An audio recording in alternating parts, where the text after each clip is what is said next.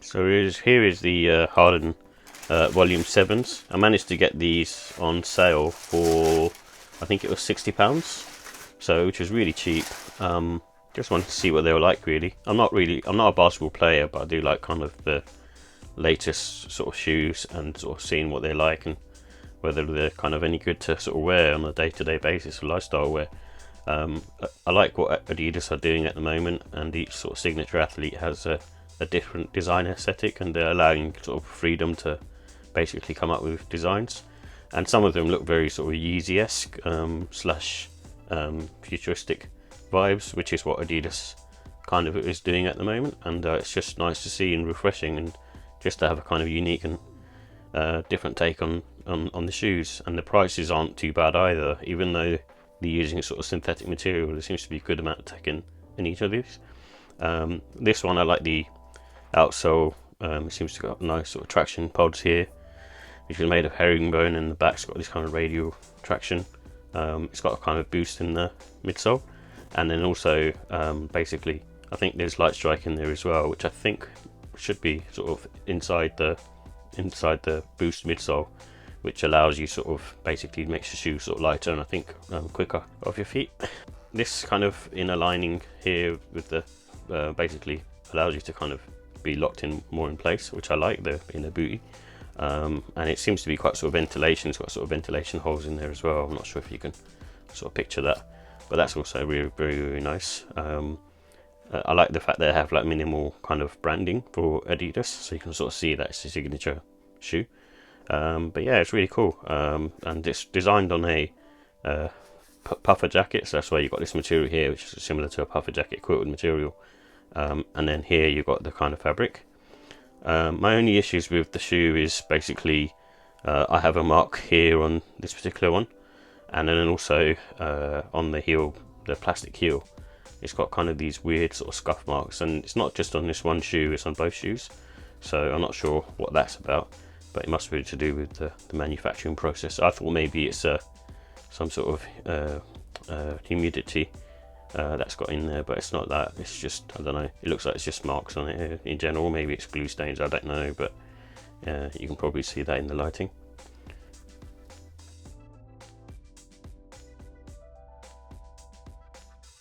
So here are the details for the Adidas Harden Volume 7 in olive. It comes in a pulse olive, core black and talc colourway. And the tech specs has a light strike, and I've never heard of this one. It's called Jet Boost in the midsole. On feet, I can sort of feel like the boost is kind of similar to a Yeezy 350, so there's a bit of give to it, but not as much. But it feels very sort of supportive, and I'm guessing the light strike is to enable you to move sort of quickly off your feet. I also think the trainer feels a lot lighter than sort of other basketball sneakers, and probably a lot less clunkier as well. It comes with sort of mainly sort of textile and synthetic upper, and it also has a TPU propulsion plate as well going through the midsole, and the price is £150. And in terms of comfort, I think it's more of a medium sole, even though it has like the boost in there. It's slightly more muted in that respect, but you can feel it, like if you're sort of coming off your feet and basically landing on your heel, you can feel there's sort of support there and give, which what boost does give you. But I still feel it's a medium kind of sole really. I don't think it's as firm. The firm feeling is more in the forefoot area. It has sort of great arch and heel support in my opinion, and it kind of sort of, because of the way the ankle collar is constructed as well, it's kind of that sort of mesh material, similar to other basketball sneakers. It kind of keeps you sort of locked in place. However, what I would say is it's kind of I have some slight kind of tightness around the pinky toe at the moment, and also on the forefoot at the top. I would go true to size with these, so I think Adidas trainers are kind of all over the place in terms of sizing, but for this one in particular, because it's quite a longer silhouette, I think it's true to size is a good thing. And the wearing time is kind of roughly sort of 4 to 10 hours, so I think, like I said, with basketball sneakers in general, they require a bit of wearing time, and I think for this one, even though it's really comfortable, just because of the sort of clamped down feel, you kind of need to sort of break them in a bit to get the best out of them. In terms of the look and style, I think the aesthetics are sort of polarizing, really, and they're taking inspiration from a puffer jacket, as far as I understand. So from that perspective, I suppose it does that job, and it also, again, gives us sort of the futuristic aesthetic that Adidas are going for, and it's a new silhouette in that respect as well. So it's a like I said, it's a polarizing look, but if you want to look different on the court or walking along the street, then this is probably the pair to get.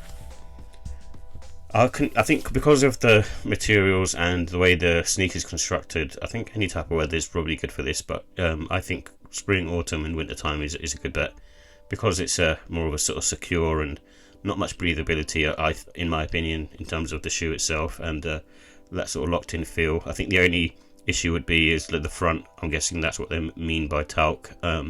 The toe box area is kind of made up of this kind of sort of nubuck synthetic kind of material that I think may get ruined over time depending on how wet it gets.